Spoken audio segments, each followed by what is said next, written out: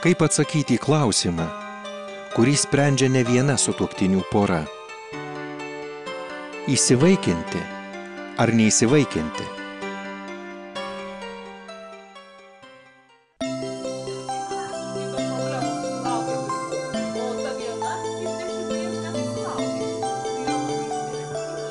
Taip tvirtai atsako vieni, nes kiekvieno vaiko esminis poreikis – augti šeimoje. Taip, nes šeima be vaiko yra nepilna šeima. Taip, įsivaikinti, nes vaikai tai pats brangiausias Žemės žmonių planetos, o taip pat ir mūsų nykstančios tautos turtas. Tačiau gal geriau ne? Abejoja kiti. Nes kam vargti, auginant svetimą, neaišku kokius genus paveldėjusį vaiką, iš kurio ateity nežinia ar sulauksi dėkingumo. Lietuvių šeimų materialinė padėtis ir taip nelengva, tegul įsivaikina užsieniečiai, kurie negaili tam pinigų. Našlaičių buvo visais laikais. Tokia jau jų dalia. O nevaisingos poros turi viltį, sparčiai tobulėjančią medicininę techniką.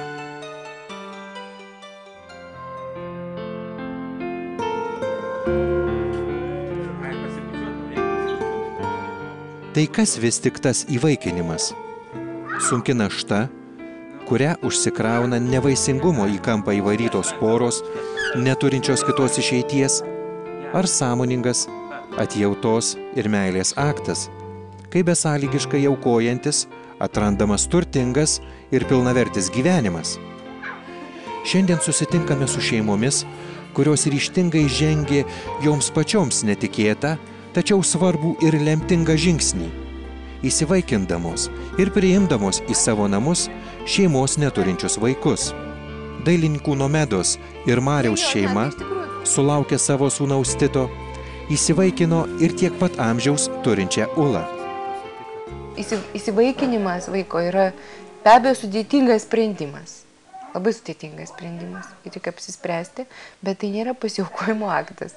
Tai yra toks dalykas, kai jau apsisprendi, tai yra taip, kaip apsispręsti gimdyti savo vaiką. Yra lygiai tas pats.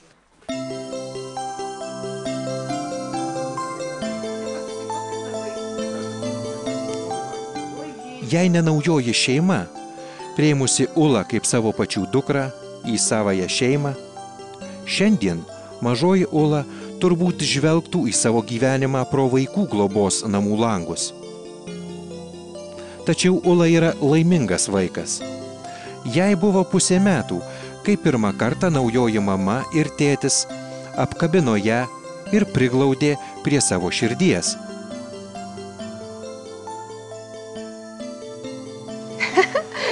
Po truputį, tai buvo labai ilga istorija, nes tai nebuvo taip, kad mums, pavyzdžiui, sakykime, šovė į galvą, kad na jau nieko daugiau nebesugalvojam, tai einam dar vaikai įsivaikinsim iš kūdikių namų. Ne taip, mes ilgai tai žiūrėjom. Žiniasklaida? Žiniasklaida labai prie to prisidėjo, aš už tai jai dėkinga. Iš tikrųjų, ta informacija yra labai svarbus dalykas. Ir kuo daugiau skaitėm, per televizorių matėm. Padarė man žvėrišką įspūdį, kaip rodo kūdikių namus, kuriuose sako, nu tiesiog nebėra vietų.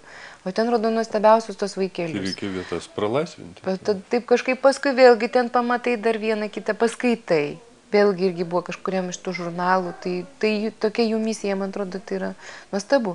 Ir galų gale, bet juokingiausia tai, kad mes iš pat pradžių su Marium kalbėjom, kad visą laiką vis piktinamės ir burbėjom, kaip priklauso tikriems lietuviams. Kokie tie lietuviai blogi, nu va, kodėl dabar turtingų žmonių yra tiek daug.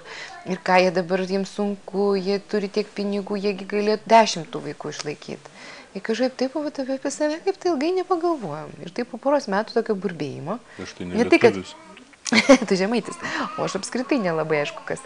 Bet ir galų gale po to burbėjimo pasidarė juokinga patiem iš savęs, kad iškia mes burbam, nežinia ant ko ir nežinia kodėl iš tikrųjų esam tie patys lietuviai ir netokie jau skurstantis. Ir jeigu tu lauksi iš tikrųjų, kad štai jau, nu, aš dar palauksiu, aš dar nepakankamai turtingas. Ką daryti, jeigu nori lipti į Fudžį? Reikia pradėti lipti. Reikia pradėti lipti. Tai lygiai taip pat ir lietuvių liaudį irgi yra neblogų patarlių. Yra burna pus ir duonos.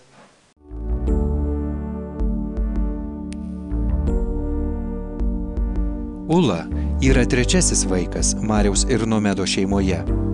Be Tito ir Ulos, jų šeimoje auga 17-metis Dovas iš pirmosios Nomedos santuokos. Aš manau, kad meilė yra tas tūris, kuris yra beribis. Arba tas amžinasis variklis. Kuo daugiau duodi, tuo daugiau yra. Ir tai yra toks tas stebuklingas daiktas, kuris dauginasi kitais truputėlį principais negu kad Domas.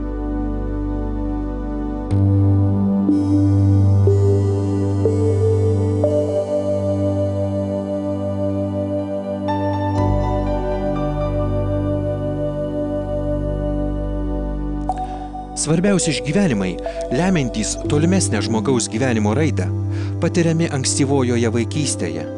Todėl žinojimas, kad šiuo metu 14 000 Lietuvos vaikų gyvena vaikų globos namuose, kasmet vidutiniškai 3500 vaikų netenka tėvų globos ir kad šie skaičiai nuolatos auga, turėtų neraminti kiekvieną iš mūsų.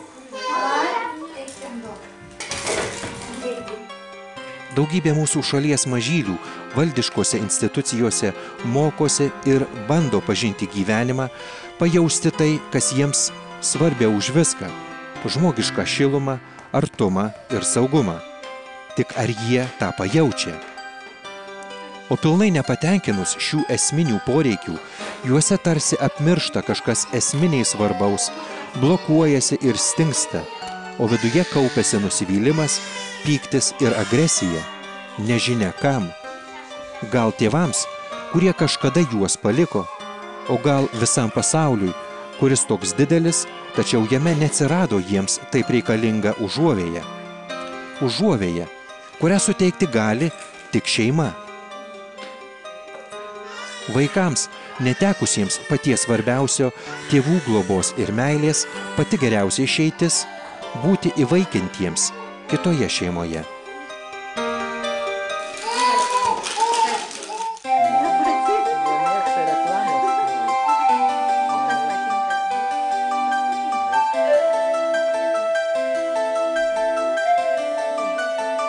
Vita ir Vytautas yra kauniečiai. Vytautas buvęs imtynininkas, čempionas, dabar Teisės universiteto docentas, mokslų daktaras.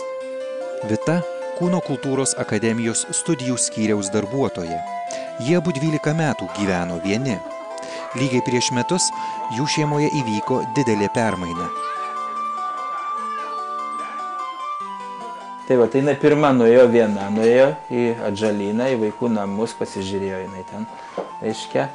Ir nuoju, sakė, pamačiau apsisnargliausi tokį mažiuką vaiką, jis pats mažiausias ten buvo, jam 2 metukai, ten dar nebuvo 2 metukų, taip. Paskui dviese mes nuėjom, jinai man jį parodė, atėjom. Tai va, ir nuo to prasidėjo. Po poros metų, praleistų kūdikių namuose, mažasis Nojus, lyg paukštelis išskridęs iš narvelio į laisvę, pateko į mylinčių žmonių šeimą. Greitai jis tapo neatskiriama Vytauto ir Vitos gyvenimo dalimi.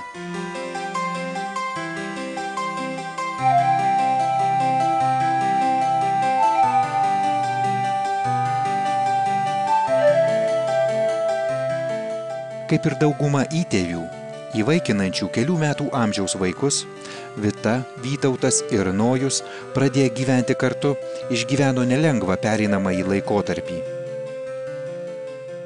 Problemų turėjom daug. Vasarą ten, žodžiu, susikalbėti sunku buvo toks periodas, kaip jūs sakėte, irgi taip pat lygiai toks pereinamasis ten buvo jau pasiūtęs visą. Prieštaraut, nieko, ką nors pasakai, kryst, iš karto verkt, panašiai. Tai va, nuo to ir buvo viskas, sakant. Buvo tokios, kaip mes kalbėjom su jumis, taip mintis kažkur, taip galvoju, nu kam čia taip apsikraut, paskui, žodžiu, jau ten ar mes sugebėsim. Bet paskui visiškai pasikeitė vaikas ir stipriai pasikeitė ir labai vis gerin santykiai ir susitart pradėjom ir draugaut pradėjom.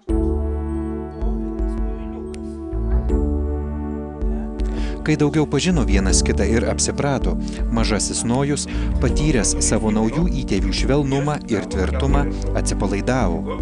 Pasijutęs saugus ir mylimas, Nojus tapo daug ramesnis.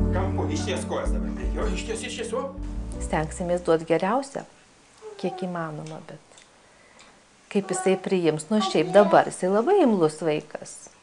yra vat, tokie periodai sunkus, bet paskui kažkaip pradedi susitarti.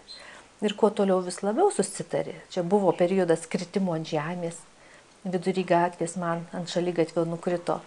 Jau dabar va, jau nieko, jau nebekrenta. Nemanau, kad būtų tokių problemų, kurių nebūtų galima išspręsti.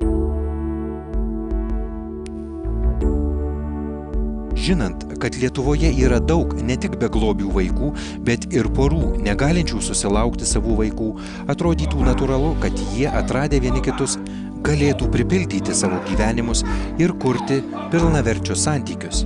Deja, taip natūraliai, kaip galima būtų tikėtis, tai neįvyksta.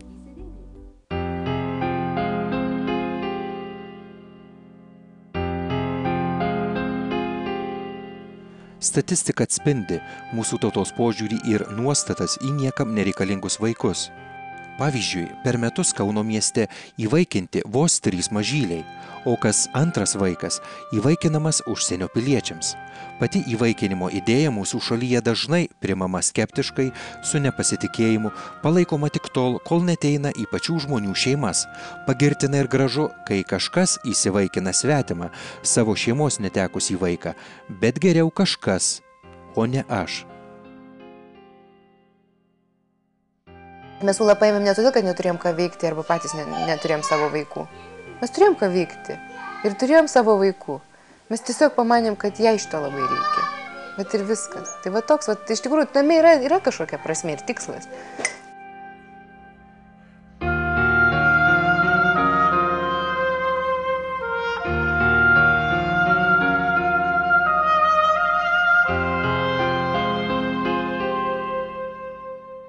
Nevaisingos poros deda be galo daug pastangų, besistengdamos bet kokią kainą susilaukti savų vaikų. Joms talkina įvairios klinikos, atlikdamos be galo daug bandymų, kad galėtų dirbtinai apvaisinti.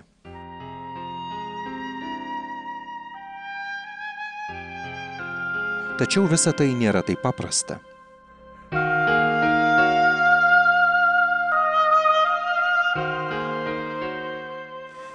Yra bendra pasaulinė statistika, kuri teigia, kad iš visų moterų, kuriuom buvo taikytos dirbtinio apvaisinimo procedūros, o tų procedūrų yra labai daug ir įvairių, 5 dirbtinio apvaisinimo ciklams tenka 1 namo parvežtas vaikas, apie 20% sėkmės. Tas labai priklauso ir nuo metodo, kaip aš minėjau, kuris iš tų technologijų yra pasirenkamas, priklauso nuo moters amžiaus, nes kuo jaunesnė moteris, tuo didesnė tikimybė jai turėti vaikų. Priklauso nuo klinikos ir medikų patirties, kokią jie patirtį turi naudodami technologijas.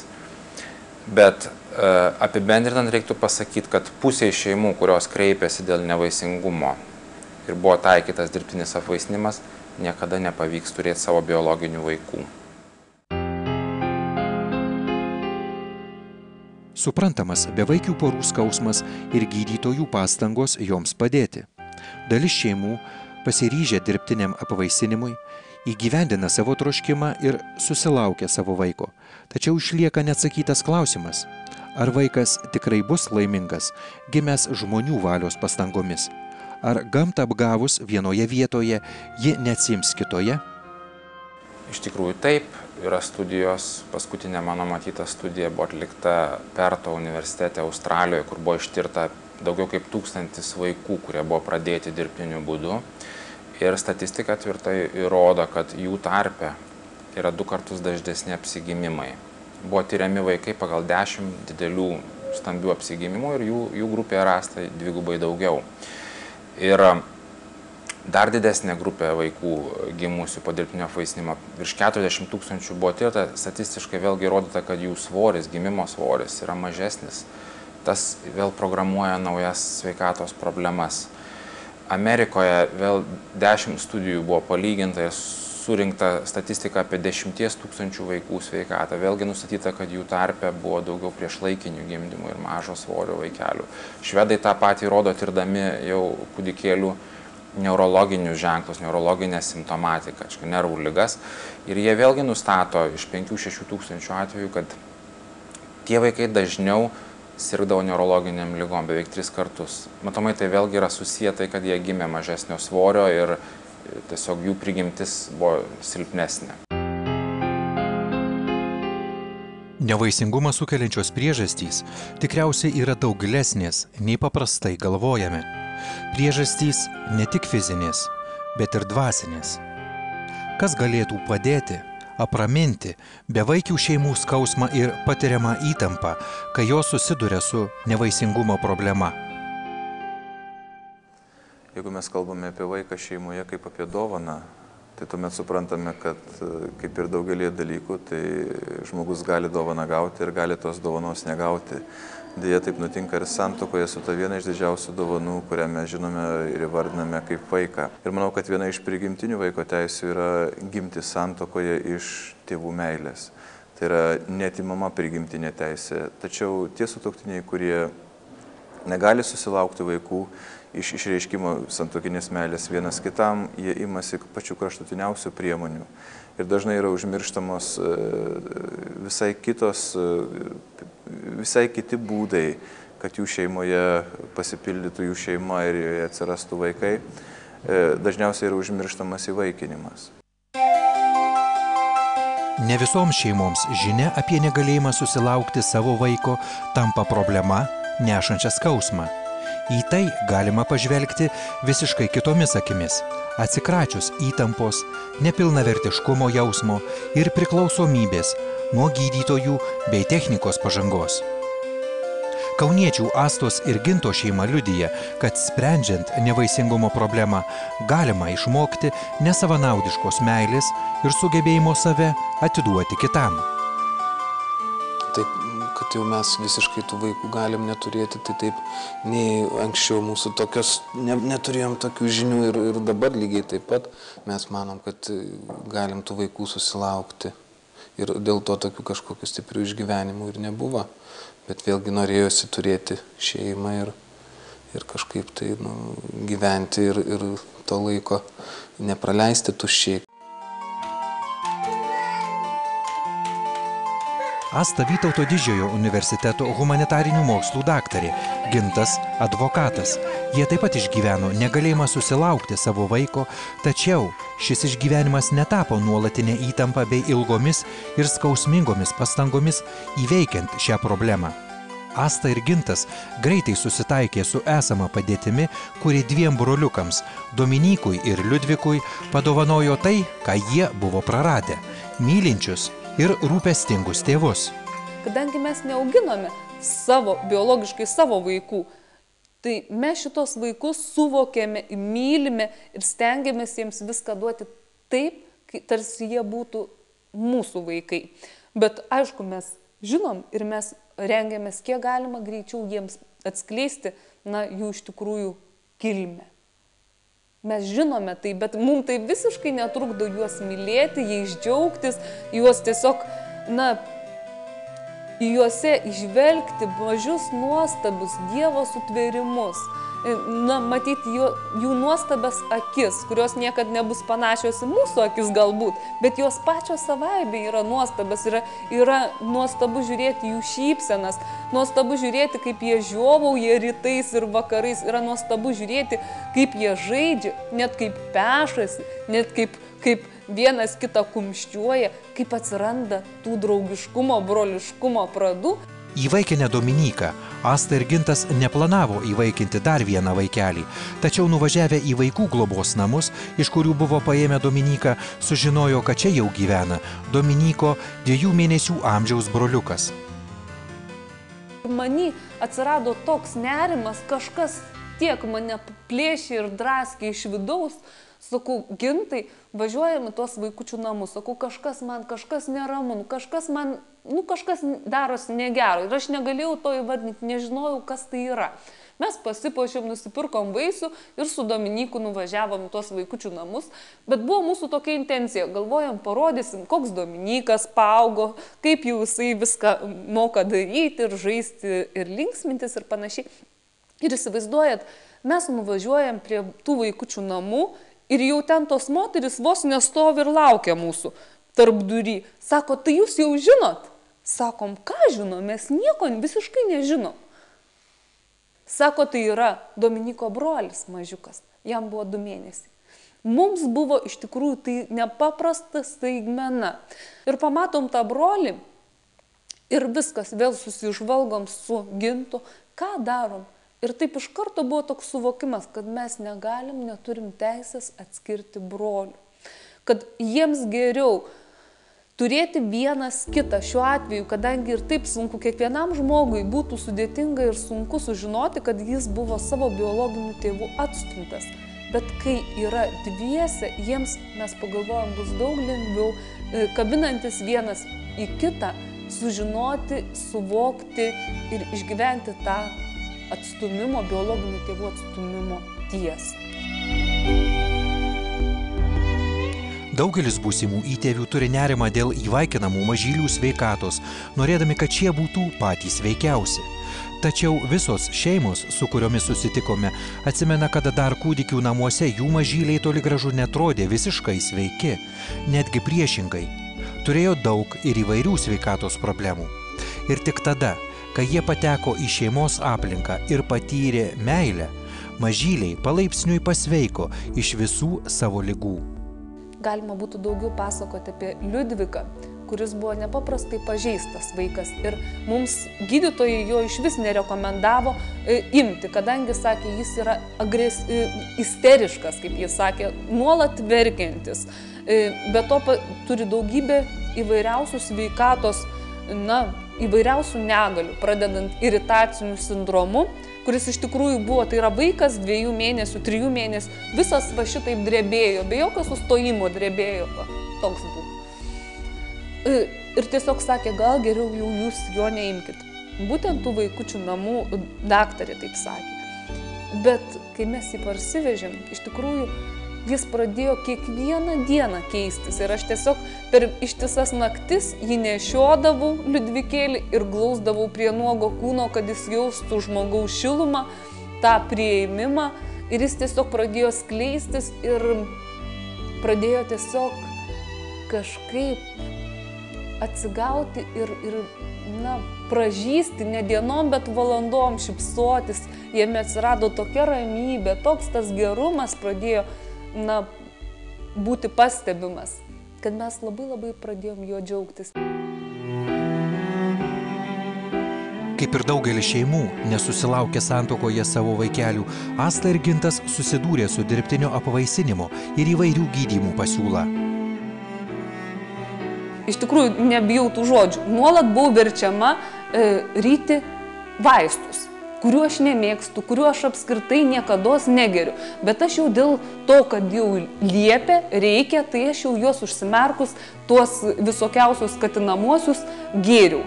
Ir kadangi geri, turi nuolat tave kontroliuoti, turi nuolat tave echoskopuoti ir iš tikrųjų man būdavo be galo gaila savęs, kad aš dėl kažkokių neaiškių priežasčių, visiškai nesijausdama blogai, nesijausdama ligonė, aš turiu ryti kažkokius vaistus, kurių pašalinis poveikis ten aprašytas labai siaubingas.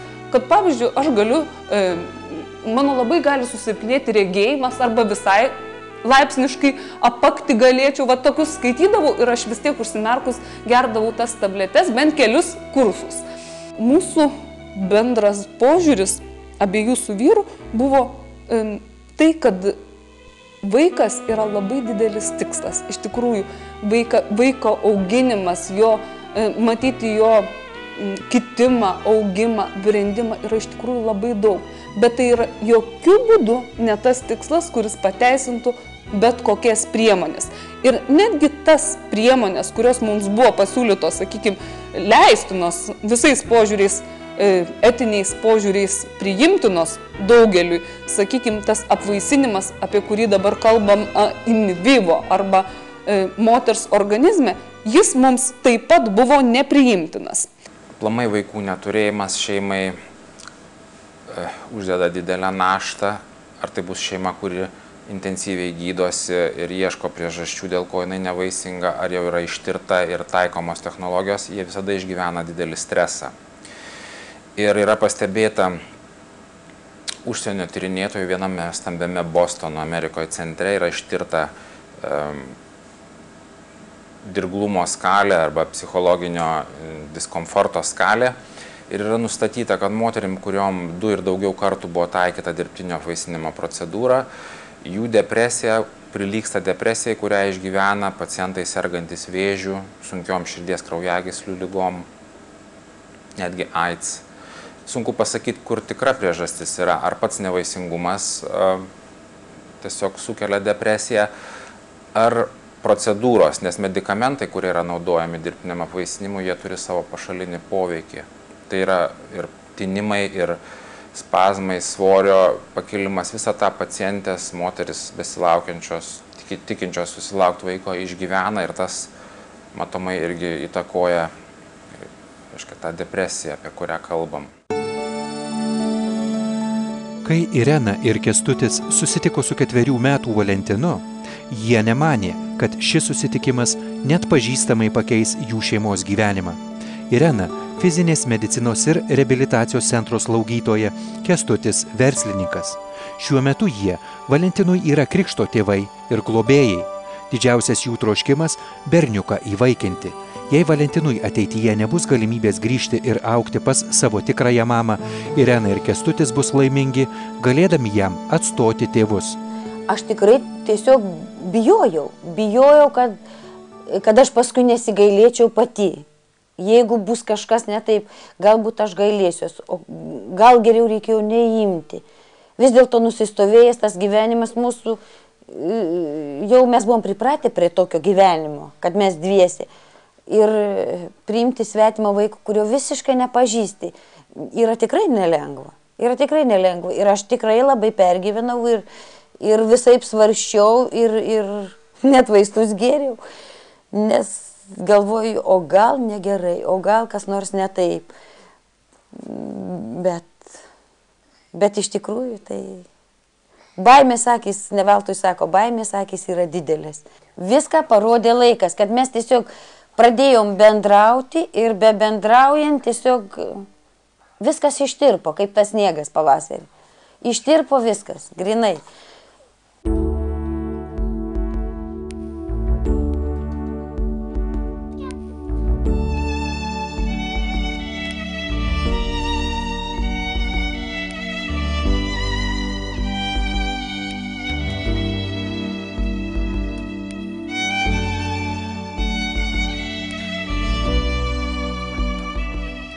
Iki susitikimo su Valentinu, Irena ir Kęstutis 10 metų po vestuvių pragyveno dviese.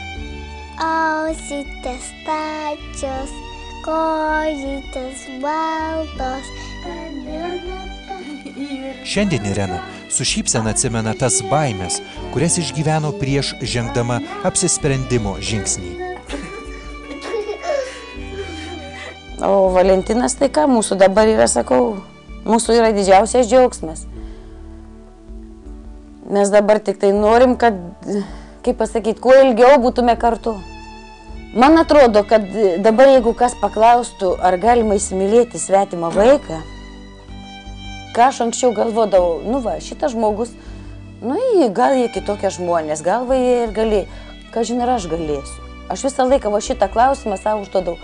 O gal man bus kitaip, gal aš negalėsiu. O dabar aš galiu drąsiai pasakyti, kad tikrai galima. Ir tikrai aš už tai nesistebiu, kaip per televizijas rodo laidas kažkokias ir kai kalba tie vadinami įtėviai.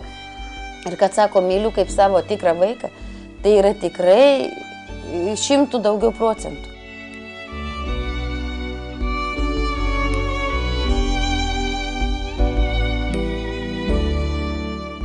Dauguma šeimų gąsdina mintis dėl paveldimumo. Ar vaikas bus sveikas? Taip pat kiek paveldėti genai vaikui augant įtakos jo charakterį ir elgesį. Iš principo negalima atskirti aplinkos nuo genų, nes viskas mūsų veikia, iš vidaus mūsų veikia mūsų genai, o aplinka savotiškai irgi formuoja vienokį ar kitokį žmogaus pavidalą. Dėl to tikrai negalima atskirti šitų dalykų. Ir kiekvienu atveju mes rasime, kad vienais atvejais daugiau turi reikšmės genai, o kitais atvejais daugiau turi reikšmės aplinka. Amerikiečių mokslininkai ištyrė 2230 šeimų, kurios įvaikino mažamečius vaikus, nustatė, kad sėkmingų įvaikinimų yra apie 85%.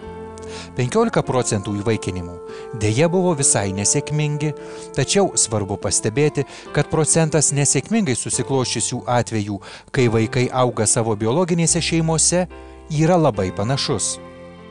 Aš manau, kad vaikai, kurie gimsta šeimose ir kurie yra vaikų namuose, jie turi tą pačią perspektyvą, jie turi tas pačias galimybės tapti tuo, kuo jie taps, ir mes vis tik tai turėtume pasakyti, kad ne genetika nulėmė vaiko elgesį, ne genetika yra lemiantis faktorius čia. Auklėjimas, to meilės parodimas šitam vaikui yra esminiai dalykai. Mes puikiai žinom, kad labai gerose šeimose vaikai nuklysta ir daugiausiai turi problemų tos šeimos, kur vaikai auklėjant buvo padarytos spragos, nors genetiškai prie jų mes negalėtumėm prisikabinti. Ir atvirkščiai, tie vaikai, kurie galbūt turi netgi kokių nors klaidos trūkumų, jie tikrai mažiau problemų sudaro tėvams ir pačiai visuomeniai. Taip, kad sulyginti, kad vaikai, kurie įvaikinti, bus blogi dėl kažkokių tai genų, būtų neteisinga. Vis dėlto mylinti tėvų širdis yra svarbiau už genus. Genai tai moksliškai gali būti kažkaip ir turi įtakos, bet gyvenime vis tiek meilė tai yra viskas. Ir man atrodo, kad tas ryšys, jisai tai ir genus suriša. Ir tuos negerus genus turi surišti, tas ryšys. Visos šeimos, kurios sprendžia klausimą įsivaikinti ar neįsivaikinti, kurios abejoja, ar jau yra apsisprendę, gali kreiptis į savo gyvenamosios vietos vaiko teisių apsaugos tarnybą. Taip pat išsami informaciją apie įvaikinimą ir jo tvarką galite sužinoti paskambinę į Respublikinę įvaikinimo tarnybą Vilniuje telefonu 85 231 09 28 arba į Kauno miesto Vaikų gerovės centro pastogę įvaikinimo tarnybą telefonu 8 37 31 09 50.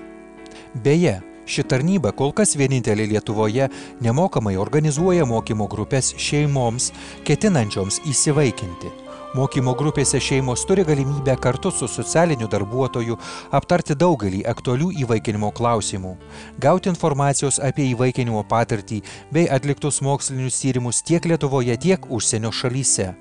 O taip pat šeimos gali pabendrauti su kitomis šeimomis, kurios jau yra įsivaikinusios vaikelius. O kažkur visai netoliese yra tas vienintelis vaikas, berniukas ar mergaitė, besiilgintis tų žmonių, kurie galėtų padovanoti jiems šeimą.